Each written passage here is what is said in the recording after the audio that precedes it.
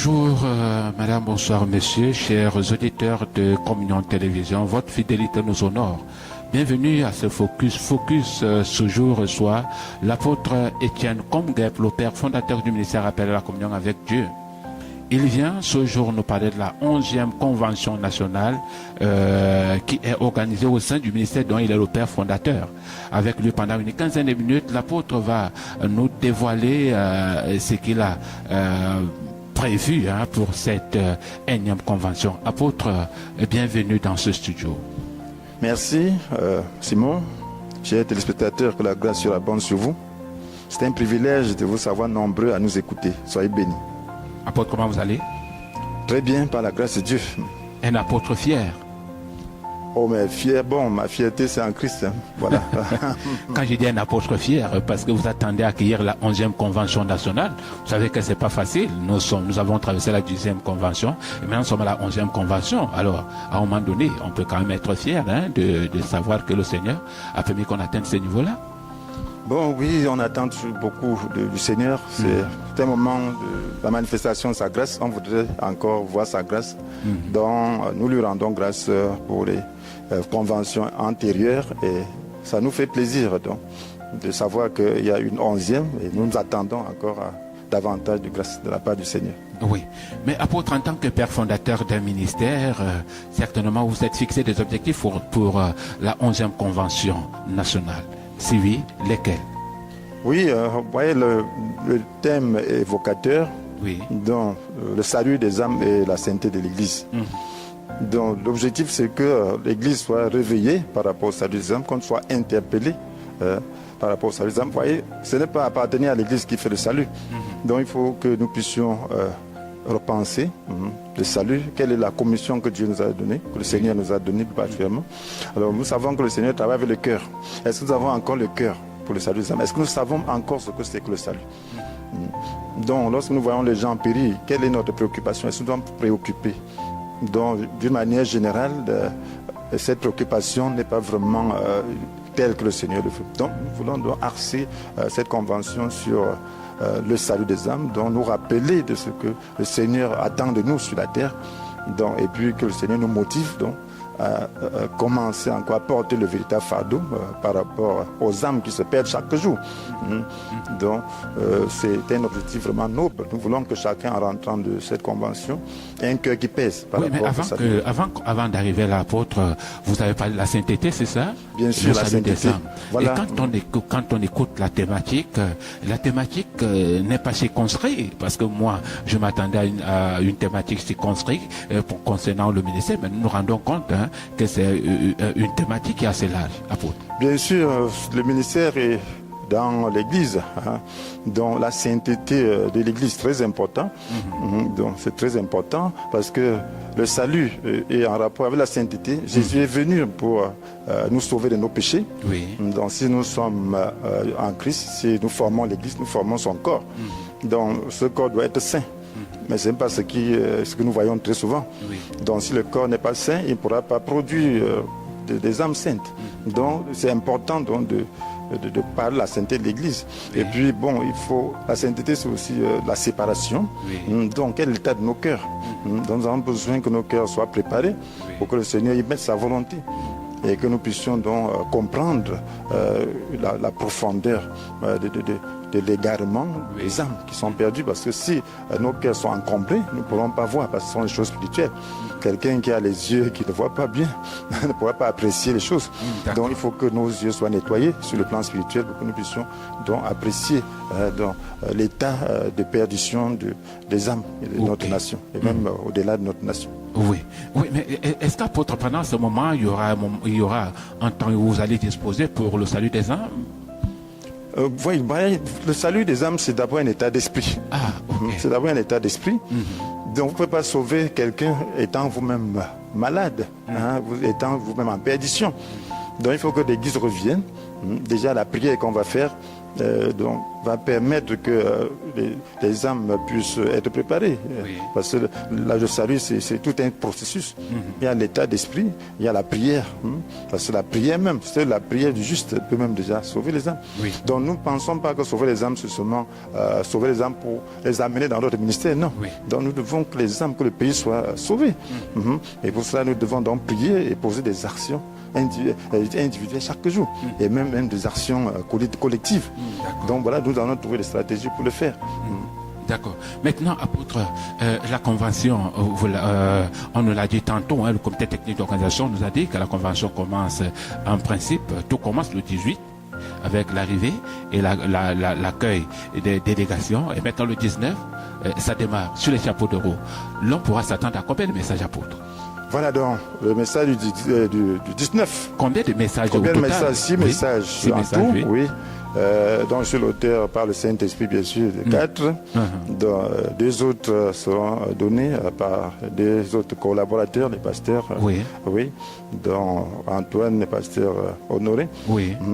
Donc voilà, la particularité de cette convention, c'est qu'il y a un espace pour accueillir nos anciens collaborateurs. Et, oui.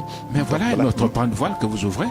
Comment ça va se passer? Non, nous revenons là-dessus tout à l'heure, apôtre. Mais permettez que, concernant ces messages, comment les messages seront-ils structurés? Est-ce que c'est les 4 messages, c'est le vendredi? Ça se passe comment? Non, le vendredi, c'est 3 messages. Oui. Donc, vous voyez, c'est important d'orienter. Parce que nous parlons de la sainteté de l'Église. Il faut que nous comprenions ce que c'est que la nouvelle naissance. Oui. Donc, le premier message porte sur la nouvelle naissance en puissance. Et donc, le deuxième message porte sur une vie en puissance. Donc, et puis maintenant, la beauté de l'intérieur. Ouais. Donc, nous n'apprécions pas souvent la beauté intérieure. C'est important que nous puissions comprendre la beauté intérieure. Donc, voilà, le premier jour portera donc sur il y aura 3 messages, oui. Donc, ce n'est pas des messages tellement doctrinaux. Oui. Donc c'est juste l'actualisation de ce que nous connaissons et puis faire des activités pour mieux comprendre et avoir de la lumière qui va nous permettre vraiment de pratiquer. Donc voilà pourquoi ces messages juste orientent et puis les activités en petits groupes vont permettre de bien inculquer le message et puis de partager. Oui. Et puis il y aura des questions. Après chaque message, donc, il y a des activités. D'accord. Et puis des questions qui vont permettre donc, de mieux comprendre le message. D'accord. Maintenant, ça c'est le vendredi avec 3 messages, le samedi 3 messages aussi. Oui, Ou bien le la samedi, journée de samedi, elle semble être spéciale, vous voulez dire? Oui, la journée de samedi est spéciale. Déjà, Oui. le 9, de 9h à 11h, donc c'est un cadre spécial donc, où nous aurons nos invités. Donc, ceux qui avaient été avec nous avant d'être appelés par le Seigneur à faire autre chose. Donc, nous voulons les accueillir solennellement et puis leur tendre la main d'association et leur dire que nous sommes ensemble. Donc, c'est de ça qu'il est question. Donc, tous ceux qui ont déjà quitté. De 9h à 11h, vous avez 9h à dit. 11h. Même ceux qui n'ont pas été invités et qui se sentent avoir appartenu à ce ministère par le passé. Donc, c'est une occasion pour vous de savoir que vous êtes invités. En fait, ceux qui nous regardent. Voilà, ceux qui nous regardent. Donc, Ok. vous êtes invités à cette convention et plus précisément de 9h à 11h. Oui. Si vous n'avez pas disposé d'assez de temps, vous pouvez venir de 9h à 11h. Alors, ce sera pour nous de l'honneur et nous voulons aussi vous honorer publiquement par rapport à l'action que vous êtes en train de faire. Si vous êtes en train de persévérer dans la foi, ça nous réjouira beaucoup. Si vous ne persévérez pas, venez être restauré pour pouvoir vraiment recommencer avec le Seigneur. D'accord. Voilà, ça c'est la journée de samedi. Et après ça, nous allons prendre les 3 autres messages. Voilà, donc, là on aura deux autres messages. Oui. 2 autres messages. Donc après les 2 autres messages, donc nous faisons des séances de prière. Donc une prière spéciale pour la nation, Oui. les différentes localités. Donc nous allons prier aussi pour la sainteté de l'Église, et ainsi de suite, et pour la sainteté de l'Église en général, et ainsi de suite. Donc c'est très important, bon, parce qu'étant réunis tous, nous croyons que si un chasse 1000, 2 chasseront 10 000. 10 000, ok, Donc, si ok. plusieurs chasseront davantage. Donc, ça, pour nous, une occasion de manifester davantage la puissance de Dieu dans le sens de la sainteté et du salut des âmes. Voilà. Maintenant, apôtre, certainement le dernier message c'est dimanche. Voilà, le dernier, c'est ça, mes âmes. Dimanche, ça portera sur la prière efficace. Donc, parce que tout doit être sous-tendu par la prière. Oui. Le Seigneur nous a dit de prier sans cesse. Alors, souvent, on ne sait pas comment prier. Oui. Donc, il est question donc, de savoir comment prier de manière efficace. Ce n'est pas une révélation nouvelle. mais il est question de jeter de la lumière sur certains points qui nous sont essentiels et qui peuvent faire échouer notre prière. Ok.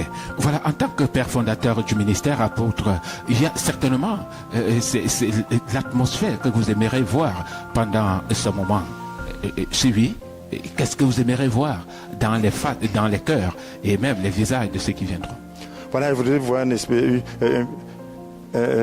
une atmosphère de paix, de réconciliation, de bonheur, de sainteté, de pureté.